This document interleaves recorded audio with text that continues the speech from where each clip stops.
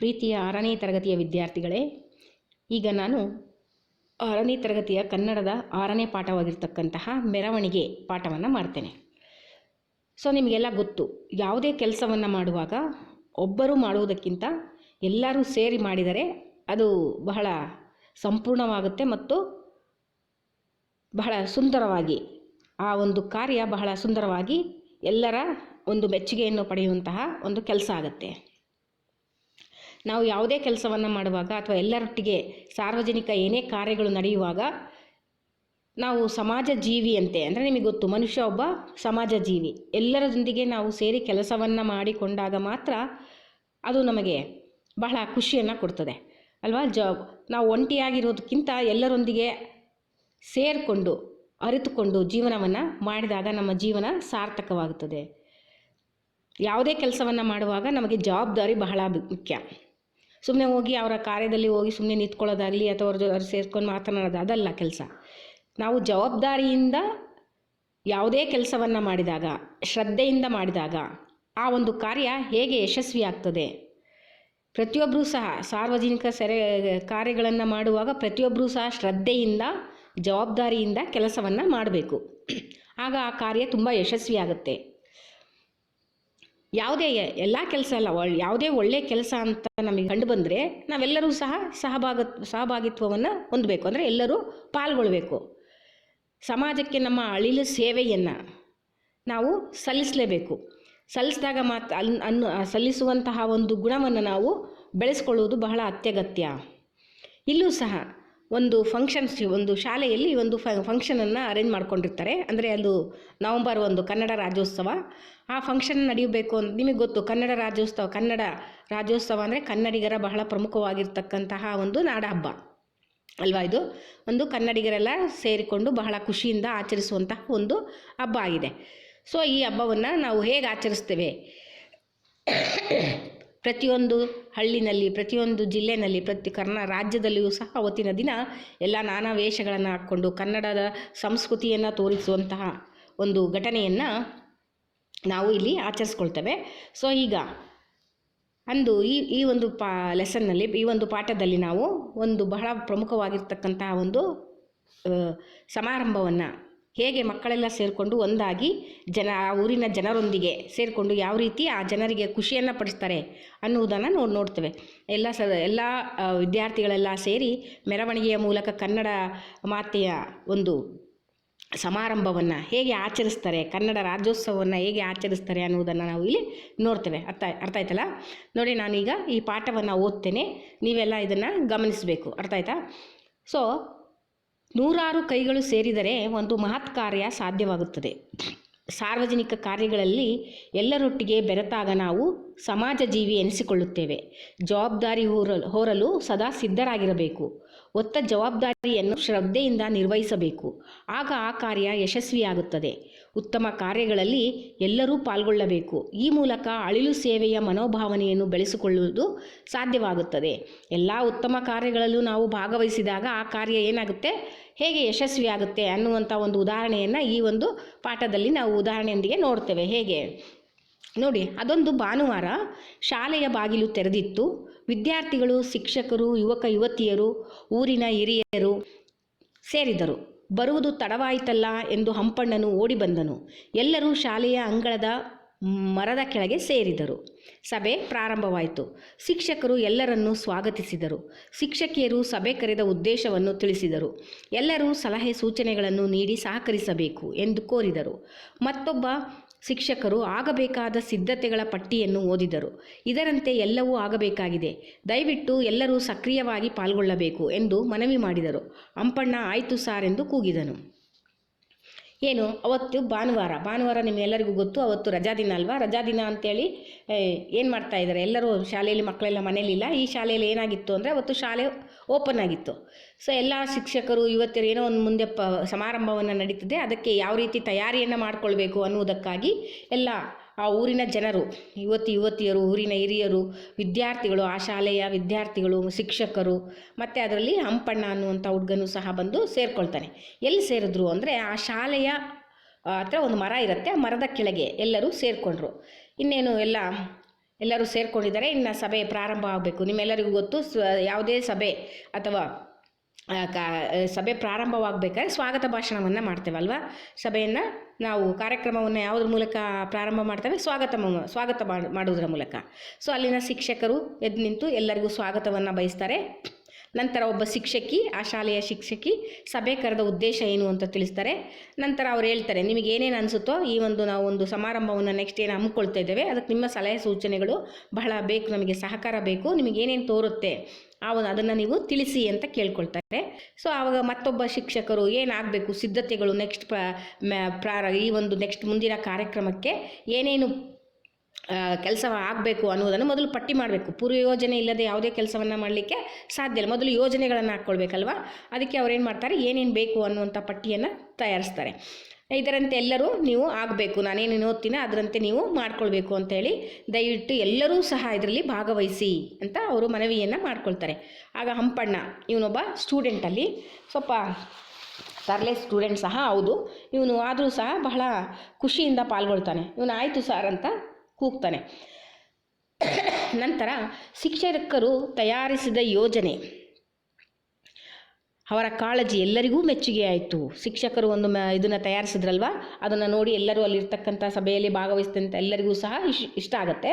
ಎಲ್ಲರೂ ಬಹಳ ಖುಷಿಯಿಂದ ಉತ್ಸುಕರಾದರು. ಆಯಿತು, ನಾವೆಲ್ಲ ಮಾಡ್ತೇವೆ, ಯಾವ ಕೆಲಸ ಮಾಡುವುದು ಎಂದು ಯೋಚಿಸಿದರು.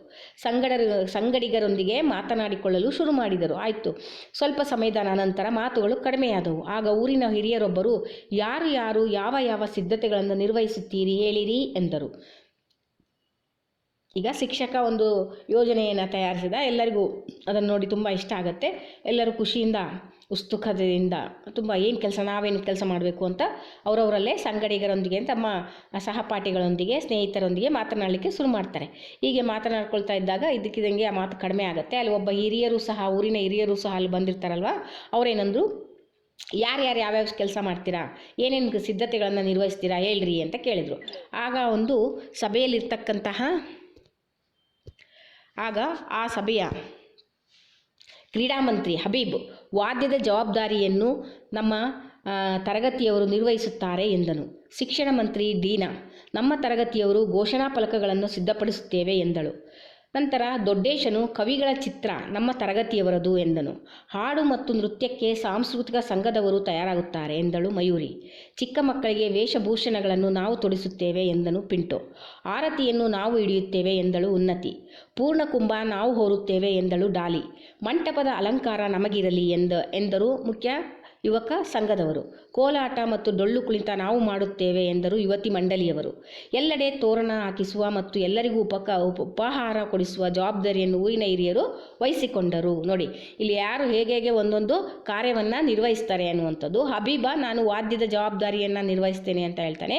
ನಂತರ ಶಿಕ್ಷಣ ಮಂತ್ರಿ ಹಬೀಬ ಯಾರು? ಕ್ರೀಡಾ ಮಂತ್ರಿ ಆಗಿರ್ತಾನೆ ಸ್ಕೂಲಲ್ಲಿ. ನಿಮಗೆ ಗೊತ್ತು, ಶಾಲೆಯಲ್ಲಿ ಒಂದೊಂದು ಹುಡುಗರನ್ನು ಒಂದೊಂದು ಜವಾಬ್ದಾರಿಯನ್ನು ಹೇಗೆ ವಹಿಸಿರ್ತಾರೆ, ಅದೇ ಥರ ಕ್ರೀಡಾ ಮಂತ್ರಿ ಯಾರು? ಹಬೀಬ. ನಂತರ ಶಿಕ್ಷಣ ಮಂತ್ರಿ ಡೀನಾ, ಆಯಿತು, ನಾನು ಘೋಷಣಾ ಫಲಕಗಳನ್ನು ಸಿದ್ಧಪಡಿಸ್ತೇನೆ ಅಂತ ಹೇಳ್ತಾಳೆ. ಘೋಷಣೆಯನ್ನು ತೋರಿಸುವಂತಹ ಒಂದು ಫಲಕ ಅಂದರೆ ಬೋರ್ಡ್ ಅದು. ನಂತರ ದೊಡ್ಡೇಶ ಹೇಳ್ತಾನೆ, ಕವಿಗಳ ಚಿತ್ರವನ್ನು ನಾನು ತಯಾರಿಸ್ತೇನೆ. ಯಾಕಂದರೆ ಕನ್ನಡ ರಾಜ್ಯೋತ್ಸವ ಆಗಿರೋದ್ರಿಂದ ಕನ್ನಡಕ್ಕೆ ಸಂಬಂಧಪಟ್ಟಂಥ ಕವಿಗಳ ಚಿತ್ರವನ್ನು ಪ್ರದರ್ಶನ ಮಾಡುವಂಥದ್ದು ನಮ್ಮ ಕೆಲಸ ಅಂತ ದೊಡ್ಡೇಶ ಹೇಳ್ತಾನೆ. ಹಾಡು ಮತ್ತು ನೃತ್ಯಕ್ಕೆ ಸಾಂಸ್ಕೃತಿಕ ಸಂಘದವರು ತಯಾರಾಗುತ್ತಾರೆ ಎಂದಳು ಮಯೂರಿ. ಚಿಕ್ಕ ಮಕ್ಕಳು, ಅವತ್ತು ಕನ್ನಡ ರಾಜ್ಯೋತ್ಸವ ಆಗಿರೋದ್ರಿಂದ ಎಲ್ಲ ಮಕ್ಕಳಿಗೂ ವೇಷಭೂಷಣವನ್ನು ನಾನು ಮಾಡಿಸ್ತೇನೆ ಅಂತೇಳಿ ಪಿಂಟೋ ಹೇಳ್ತಾರೆ. ನಾನು ಆರತಿಯನ್ನು ನಾವು ಹಿಡಿಯುತ್ತೇವೆ ಅಂತೇಳಿ ಉನ್ನತಿ. ಪೂರ್ಣಕುಂಭ ಅಂದರೆ ಈಗ ಮುಂದೆ ಕಳಶವನ್ನು ಇಡುವಂಥದ್ದು, ಆ ನೀರು ತುಂಬಿರ್ತಕ್ಕಂಥ ಒಂದು ಕುಂಭ ಮಡಿಕೆ, ಅದನ್ನು ನಾನು ಹೊರ್ತೇನೆ ಅಂತೇಳಿ ಒಬ್ಬೊಬ್ಬರು ಒಂದೊಂದು. ಅದೇ ರೀತಿ ಆ ಊರಿನ ಯುವಕ ಸಂಘದವರು, ನಾವು ಮಂಟಪದ ಅಲಂಕಾರವನ್ನು ಮಾಡ್ತೇವೆ, ಕೋಲಾಟ ಡೊಳ್ಳನ್ನು ನಾವು ಮಾಡ್ತೇವೆ ಅಂತೇಳಿ ಯುವತಿ ಮಂಡಳಿಯರು ಆ ಊರಿನವರು ಹೇಳ್ತಾರೆ. ನಂತರ ಹಿರಿಯರೆಲ್ಲ ಸೇರಿಕೊಂಡು ತೋರಣ ಹಾಕಿಸುವ ಹಾಗೂ ಎಲ್ಲರಿಗೂ ಉಪಹಾರ ಕೊಡಿಸುವ ಜವಾಬ್ದಾರಿಯನ್ನು ನಾನು ಹೊರ್ತೇನೆ ಅಂತೇಳಿ ಹಿರಿಯರೆಲ್ಲರೂ ವಹಿಸ್ಕೊಳ್ತಾರೆ. ಹೀಗೆ ಶಿಕ್ಷಕರು ಯೋಜನೆಯ ಪಟ್ಟಿಯಲ್ಲಿ ಜವಾಬ್ದಾರಿ ಹೊತ್ತುಕೊಂಡವರ ಹೆಸರುಗಳನ್ನು ಬರೆದುಕೊಳ್ತಾರೆ. ಈಗೆಲ್ಲರೂ ಯಾವ್ಯಾವ ಕೆಲಸ ಮಾಡ್ತೇನೆ ಅಂತ ಹೇಳಿದ್ರಲ್ವ, ಅವರೆಲ್ಲರ ಹೆಸರುಗಳನ್ನು, ಯಾರ್ಯಾರು ಯಾವ ಕೆಲಸಗಳನ್ನು ವಹಿಸ್ಕೊಂಡಿದ್ದಾರೆ ಅವರ ಹೆಸರುಗಳನ್ನು ಪಟ್ಟಿಯನ್ನು ತಯಾರಿಸಿದ್ರು ಯಾರು? ಶಿಕ್ಷಕರು. ಅಲ್ಲೇ ನಿಂತಹ ಹಂಪಣ್ಣ, ನಾನೇನು ಮಾಡಲಿ ಸಾರ್ ಎಂದು ಎದ್ದು ನಿಂತು ಹಂಪಣ್ಣ ಕೇಳ್ತಾನೆ, ಏಯ್, ನೀ ನಮ್ಮ ತಂಡದಲ್ಲಿ ಇದ್ದೀಯಾ, ಬ್ಯಾಂಡ್ ಬಾರಿಸೋಕೆ ಎಂದನು ಹಬೀಬ ಏನು ಹೇಳ್ತಾನೆ, ಅವನು ಕ್ರೀಡಾ ಮಂತ್ರಿ ತಾನೆ, ನೀನು ಯಾಕೆ ಕೇಳ್ತೀಯ, ನೀನು ನನ್ನ ತಂಡದಲ್ಲಿ ಇದೆಯಾ ಅಂತೇಳಿ ಹಂಪಣ್ಣನನ್ನು ತನ್ನ ತಂಡಕ್ಕೆ ಸೇರಿಸ್ಕೊಳ್ತಾನೆ, ವಾದ್ಯವನ್ನು ನುಡಿಸುವಂತಹ ತಂಡ. ಹೀಗೆ ಯೋಜನೆಯಂತೆ ಆಗ ಹಂಪಣ್ಣನಿಗೆ ಭಾಳ ಖುಷಿ ಆಗುತ್ತೆ. ಎಲ್ಲ ಏನೇನು ಶಿಕ್ಷಕರು ಹೇಳಿದ್ರು ಎಲ್ಲ ಯೋಜನೆಗಳನ್ನು ಹಂಚಿಕೆ ಆಯಿತು. ಶಿಕ್ಷಕರು ಸಂತಸ ಆಗುತ್ತೆ, ಎಲ್ಲರೂ ಕೋಆಪ್ರೇಟ್ ಮಾಡಿರೋದ್ರಿಂದ ಪ್ರತಿಯೊಂದು ತಂಡದ ಬಳಿಗೆ ತೆರಳಿ ಸೂಚನೆಗಳನ್ನು ನೀಡಲು ಪ್ರಾರಂಭಿಸಿದರು. ಹೇಳಿ ನೀವೇನೇನು ಯಾವ ರೀತಿ ಮಾಡಬೇಕು ಅಂತ ಅವರಿಗೆ ಗೈಡನ್ನು ಮಾಡಲಿಕ್ಕೆ ಪ್ರಾರಂಭ ಮಾಡಿದರು. ಮೊದಲ ತಂಡದ ವಾದ್ಯದವರದ್ದು. ಮೊದಲ ತಂಡ ಯಾವುದೋ ಅಲ್ಲಿ ಒಂದೊಂದು ತಂಡ ಒಂದೊಂದಂತ ನಿಂತ್ಕೊಂಡು ಮೆರವಣಿಗೆ ಹೊರಡುತ್ತಲ್ವ, ಮೊದಲು ಯಾರಿರ್ತಾರೆ? ವಾದ್ಯ ಇರ್ತಾರೆ. ಹಬೀಬಾ, ನಿಮ್ಮ ತಂಡದಲ್ಲಿ 10 ಜನರಿರಲಿ. ಬೇಸ್ ಡ್ರಮ್, ಸೈಡ್ ಡ್ರಮ್ ಬಾರಿಸಲು ಒಬ್ಬೊಬ್ಬರಿರಲಿ. ತುತ್ತೂರಿ, ತಾಳ ಇತ್ಯಾದಿಗಳಿಗೆ ಇಬ್ಬಿಬ್ಬರಿರಲಿ. ಎಲ್ಲರೂ ಒಂದೇ ರೀತಿಯ ವಸ್ತ್ರವನ್ನು ಧರಿಸಬೇಕು. ತುತ್ತೂರಿಯವರು ಮುಂದೆ ಇದ್ದು ಒಂದೊಂದೇ ಹೆಜ್ಜೆ ಹಾಕಬೇಕು. ಒಂದೇ ವೇಗದಲ್ಲಿ ಸಾಗಬೇಕು. ಊರಿನ ಕೆಲವು ಸ್ಥಳಗಳಲ್ಲಿ ನೃತ್ಯ ತಂಡದವರು ನೃತ್ಯ ಮಾಡುವಾಗ ವಾದ್ಯ ನುಡಿಸುವುದನ್ನು ನಿಲ್ಲಿಸಬೇಕು ಎಂದರು ಶಿಕ್ಷಕರು. ಹಬೀಬ್ ಹಾಗೆಯೇ ಆಗಲಿ ಸರ್ ಎಂದನು. ಹಂಪಣ್ಣ, ನಾನು ಸೈಡ್ ಡ್ರಮ್ ಎಂದನು. ಅದಕ್ಕೆ ಶಿಕ್ಷಕರು, ಆಯಿತು, ಅದು ಹರಿದು ಹೋಗದಂತೆ ಬಾರಿಸು ಎಂದು ಎಲ್ಲರೂ ನಕ್ಕರು. ನೋಡಿ ಹೇಗೆ ಶಿಕ್ಷಕರು ಹಬೀಬ್ ತಂಡಕ್ಕೆ ಹೇಗೆ ವಾದ್ಯವನ್ನು ನುಡಿಸಬೇಕು, ಎಷ್ಟು ಜನ ಇರಬೇಕು, ತಾಳಕ್ಕೆ ಎಷ್ಟು ಜನ ಇರಬೇಕು, drum, base drum, side drum ಎಷ್ಟೆಷ್ಟು ಒಬ್ಬರು ಇರಬೇಕು ಅಂತ ಹೇಳಿ ಮಕ್ಕಳಿಗೆ ಒಂದೇ ರೀತಿಯಾದ ವಸ್ತ್ರವನ್ನು ಧರಿಸಬೇಕು, ಡ್ರಮ್ ವಾದ್ಯವನ್ನು ನುಡಿಸುವಂತಹ ವಾದ್ಯದವರು ಅಂತ ಹೇಳಿ ಹೇಗೆ ಹೆಜ್ಜೆಯನ್ನು ಹಾಕಬೇಕು ಅನ್ನುವುದನ್ನು ಮಕ್ಕಳಿಗೆ ಅವರು ಸಲಹೆಯನ್ನು ನೀಡ್ತಾರೆ. ಅದನ್ನು ಹಬೀಬ ಅನುಸರಿಸ್ತಾನೆ. ಜೊತೆಗೆ ಅಲ್ಲೇ ಇರ್ತಕ್ಕಂಥ ಅವನು ಸಹ ಯಾರು ಹಂಪಣ್ಣ, ನಾನು ಸಹ ಸೈಡ್ ಡ್ರಮ್ ಅದು ನುಡಿಸ್ತೇನೆ ಸರ್ ಅಂತ. ಅದು ಅವಾಗ ಅವ್ರ ಸರು ಅವನೊಬ್ಬ ತುಂಟ ಹುಡುಗ ಆಗಿರೋದ್ರಿಂದ ನೀನು ಅದು ಹರಿದು ಹೋದಂಗೆ ಹೊಡಿಯಪ್ಪ ಅಂತ ಹೇಳಿದಾಗ ಎಲ್ಲರೂ ನಗ್ತಾರೆ. ಹೀಗೆ ಶಿಕ್ಷಕರು ಮಕ್ಕಳಿಗೆ ಸಲಹೆಯನ್ನು ಕೊಡುವುದರ ಮೂಲಕ ಒಂದೊಂದು ತಂಡಕ್ಕೂ ಸಹ ಹೇಗೆ ಅದೇ ಥರ ಎರಡನೇ ತಂಡ ಸಿದ್ಧತೆಯನ್ನು ಮಾಡ್ಕೊಳ್ಬೇಕು. ಏನು ಮಾಡಬೇಕದು? ಘೋಷಣಾ ಫಲಕಗಳು. ದಿನ ನಿಮ್ಮ ತರಗತಿಯರಲ್ಲವೇ 8ರಿಂದ 12 ಜನರಿರಲಿ. ಪ್ರತಿಯೊಬ್ಬರ ಕೈಯಲ್ಲೂ ಒಂದೊಂದು ಫಲಕವಿರಲಿ. ಘೋಷಣಾ ತಂಡದಲ್ಲಿ ಎಷ್ಟು ಜನ ಇದ್ದರೆ ಎಷ್ಟು ಜನ ಇಟ್ಕೊಳ್ಬೇಕು? 12 ಜನರನ್ನು. ಪ್ರತಿಯೊಬ್ಬರ ಕೈಯಲ್ಲಿ ಏನೇನಿರಬೇಕು? ಫಲಕ ಇರಬೇಕು. ಅದು 2 ಅಡಿ ಉದ್ದ, 1 ಅಡಿ ಅಗಲ ಇರಲಿ. ಫಲಕಗಳನ್ನು ಗಟ್ಟಿಯಾದ ರಟ್ಟಿನಿಂದ ತಯಾರಿಸಿರಿ. ಕೋಲಿಗೆ ಭದ್ರವಾಗಿ ಕಟ್ಟಿರಬೇಕು. ಫಲಕಗಳು ಸಿದ್ಧವಾದ ಮೇಲೆ ಏನು ಬರೆಯಬೇಕೆಂದು ಹೇಳುತ್ತೇವೆ. ನೀವು ವಾದ್ಯದವರ ಹಿಂದೆ ಹೆಜ್ಜೆ ಹಾಕಬೇಕು. ಎಲ್ಲರೂ ಒಂದೇ ರೀತಿಯ ಉಡುಪು ಧರಿಸಿರಿ. ಹಾಗೆಯೇ ಅಲಂಕಾರವೂ ಕೂಡ ಇರಲಿ. ಆಗಬಹುದೇ ಎಂದರು ಶಿಕ್ಷಕರು. ಡಾಲಿ, ಆಗಲಿ ಸಾರ್ ಎಂದಳು. ಸಾರ್, ಅವರು ಯಾಕೋ ಡ್ರೆಸ್ ನಾವು ಹಾಕಬೇಕಾ ಸರ್? ಹಾಕೋ ಡ್ರೆಸ್ಸೇ ನಾವು ಹಾಕಬೇಕಾ ಸರ್ ಎಂದನು ಹಂಪಣ್ಣ. ಅಲ್ಲ ಕಣೋ, ಬಡಿಯುವವರಿಗೆ ಬೇರೆ ಎಂದಳು ಸುಲೋಚನಾ. ಶಿಕ್ಷಕರ ಮುಗುಳ್ನ ಗೊತ್ತಾ, ಬೇರೆ ಬೇರೆ ಇರಲಿ ಎಂದರು. ಹೀಗೆ ಒಂದೊಂದು ತಂಡದವರೆಗೂ ಮೊದಲನೇ ತಂಡ ಹಬೀಬನ್ ತಂಡ, ಎರಡನೇ ತಂಡ ಡೀನಾ ತಂಡ, ಹೀಗೆ ಘೋಷಣಾ ಫಲಕ ತಂಡ, ಮೊದಲನೇದು ವಾದ್ಯದವರ ತಂಡ, ಎರಡನೇದು ಘೋಷಣಾ ಫಲಕ ತಂಡ. ಇಲ್ಲಿ ಶಿಕ್ಷಕರು ವಾದ್ಯ ತಂಡದವರಿಗೆ ಸಲಹೆಗಳನ್ನು ನೀಡಿದ ನಂತರ ಘೋಷಣಾ ಫಲಕಗಳನ್ನು ಹೇಗೆ ತಯಾರಿಸಬೇಕು ಅಂತ ಹೇಳಿ ಡೀನಾ ಅವಳು ಅದರ ನಾಯಕಿಯಾಗಿರ್ತಾಳೆ. ಅವಳಿಗೆ 2 ಅಡಿ ಉದ್ದ ಮತ್ತು 1 ಅಡಿ ಅಗಲ ಇರುವಂಥ ಫಲಕವನ್ನು ಗಟ್ಟಿಯಾದ ರಟ್ಟಿನಲ್ಲಿ ತಯಾರಿಸಿ ಆಮೇಲೆ ಅದನ್ನು ಕೋಲಿಗೆ ಕಟ್ಟಬೇಕು.